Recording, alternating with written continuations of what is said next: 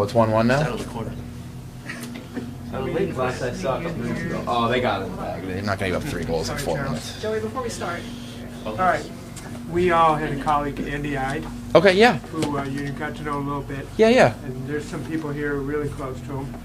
I sat next to him in the press box. We lost him in season 1. Mm-hmm. But one of Andy's favorite things to do, which he did a lot, whether it was NHL, Western Hockey League, whatever, was tell stories and little anecdotes about what a player said. Okay. Like Zellweger once from Everett was so excited to tell Andy that he gained some weight in the summer. Mm-hmm. And Andy's like, "Here, where'd you gain weight?" And he had his shorts, pulled them down, not his shorts, but he pulled down his leggings and said, "It's in my thighs, in my thighs." So he had a range of stories, and we wanted to have some, Darren Brown in particular, and John from Sound of Hockey. They really wanted to give an award to a player who allows us to go out and tell those stories and do the anecdotes, because we want fans to know a lot about you guys. So you are the first annual winner Wow. of the Andy Ide Stick Taps Award. Oh, very cool. And I'm trying to pull this out without, there you go.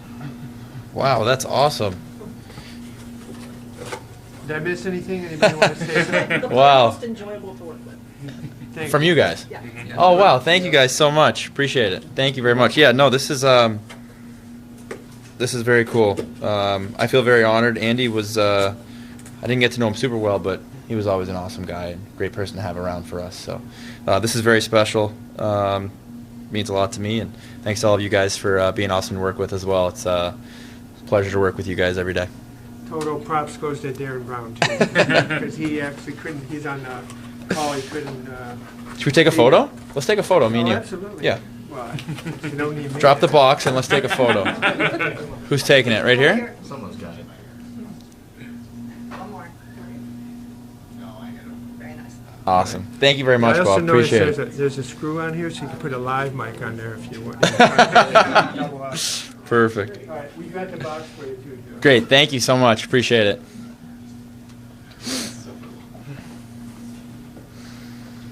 Well, to transition from that, I guess, what are you thinking about the season as a whole? What kind of sticks in your mind about your guys' season collectively and yourself personally?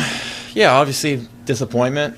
Not making the playoffs is obviously, it's tough.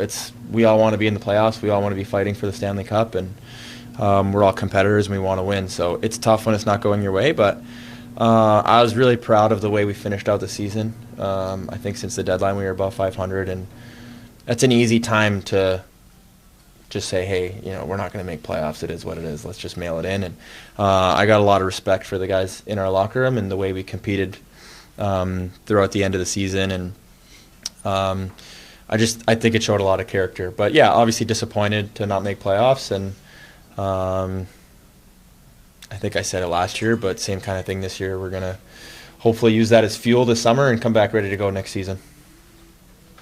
Joey, what does the summer look like for you? I mean, you played a big chunk of games Yeah. this year. How much time is recovery and then getting back to work? Yeah, it's going to be a lot of recovery focus for me. Going through the season, I was relatively healthy, knock on wood, knock on that head, throughout most of the year. But yeah, it's inevitable that you're not going to feel great towards the end of the season.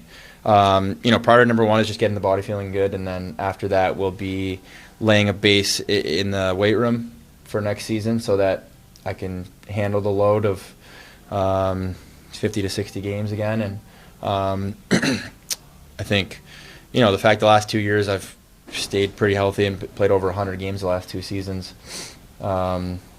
means I'm probably doing a pretty good job with my preseason prep in the weight room. So pretty much stay the same in that regard and maybe just tweak it a little bit based on my summer goals.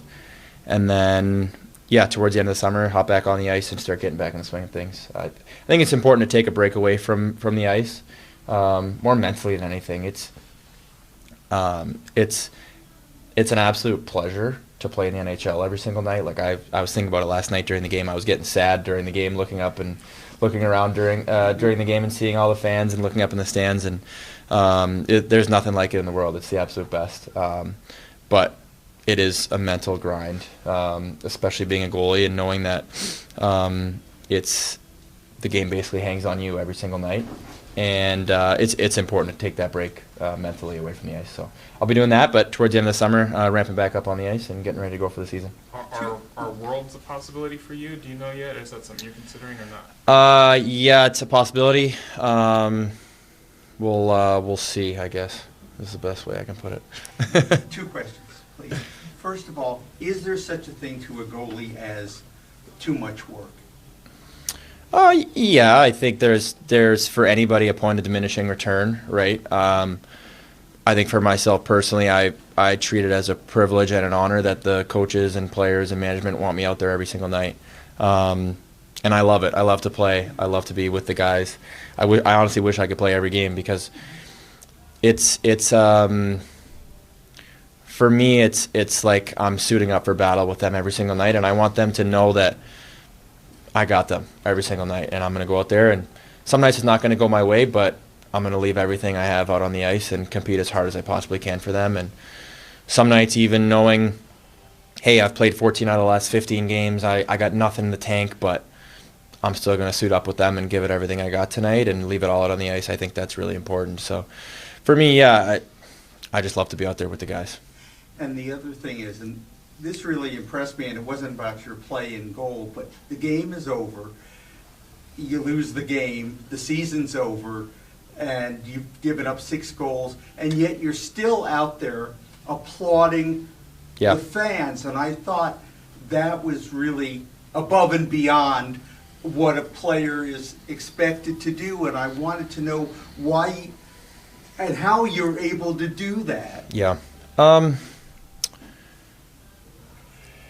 If I'm being totally honest, it means a lot to me, the support that I get from the fans here. I've been fortunate enough to be supported incredibly everywhere I've gone, everywhere I've played, but nothing really comes close to Seattle and the way the fans support our team and myself. And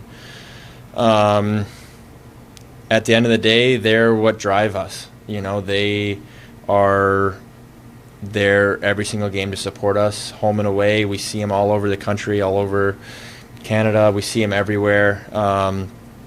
And yeah, obviously last night's game was not the best, and it is what it is, but I didn't want to let that one game diminish a whole season. And the way they've supported me throughout, I've been with Seattle 4 years now, and especially the last 2 years where I've been here for the full season. I didn't want to let that kind of diminish anything. And yeah, I just think it's really important to acknowledge and be grateful for the support that they give me every single night. And I think as a guy who made the NHL a little bit older, it took me a long time to get here. I think it makes me really appreciate and be grateful for the fact that I get to do what I love in the coolest setting ever, every single night. And the facilities we have, the organization we have, the people in our organization. I mean, Climate Pledge Arena is world class, and in my opinion, the best place to play in the league.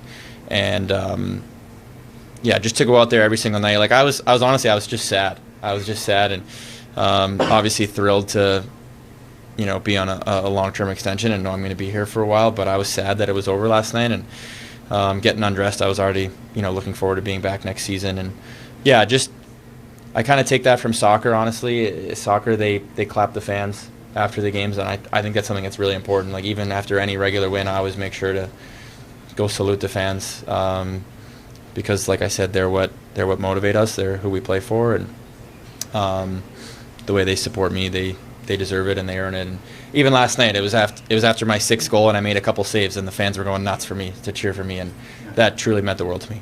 Well, you rose to the occasion, and it was impressive. Thank you. Hey, Joey, one of my favorite behind the scenes this year is watching you help Nicky pack his bags for his the road trip. You've seen 3 guys come through that had that first experience. What was that like? Would you talk to those guys about how you? It was really cool for me because I've always kind of been on the other side of that. So to be the older guy and have some young guys come up was really cool. And I said to all of them, I was like, hey, you got any questions? You let me know. Like, I remember coming up and I just was kind of eyes wide open and trying to take it all in. And you don't really know anything, even as silly as, hey, what time are the meetings? Hey, what time does coach come in and talk to us? Hey, what time do we go on the ice for warm-ups? Like, I had all these questions, and I just wanted to know that no question was a bad question, and I was going to be there to help them out with whatever they needed, because I think that's something that's really important. And Stez, Coco, Aussie, they're all great people, and just really good goalies, and it was fun to get to. I very much enjoyed being their mentor and helping them out with whatever they needed, and that was a really cool experience for me. And yeah. One quick follow-up, Coco's going to get a chance to pretty much be the number one during the playoffs. I know you've talked about how that helped you a lot to prepare for the next step. Playoff hockey is huge at any level. It's because the games are very important and they mean a lot, and it's pretty much life and death. And I think you learn a lot about yourself as a goalie, and it pushes you to be better because your team's relying on you.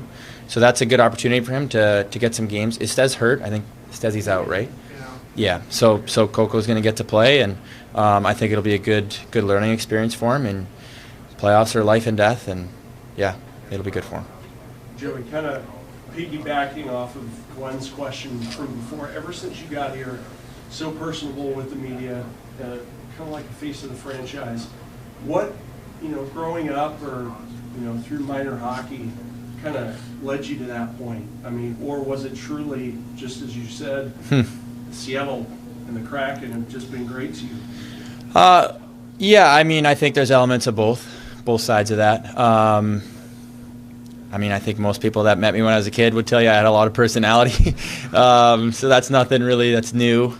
I think like we, as hockey players, and the position we're in and what we get to do with our lives, and the life that we get to live, I think it's an obligation for us to try to give back to the community and the fans, and that's why I try to make a point to do whatever I can in the community, whether that's going out with the junior Kraken for practice or making a visit to a hospital or whatever. And I think that's really important for us. And I think the sports world is kind of trending. I think hockey's a little bit slower on that path of engaging kind of more in the community and fans and being more personal with the fans than some other sports. And I think you're starting to see that get better.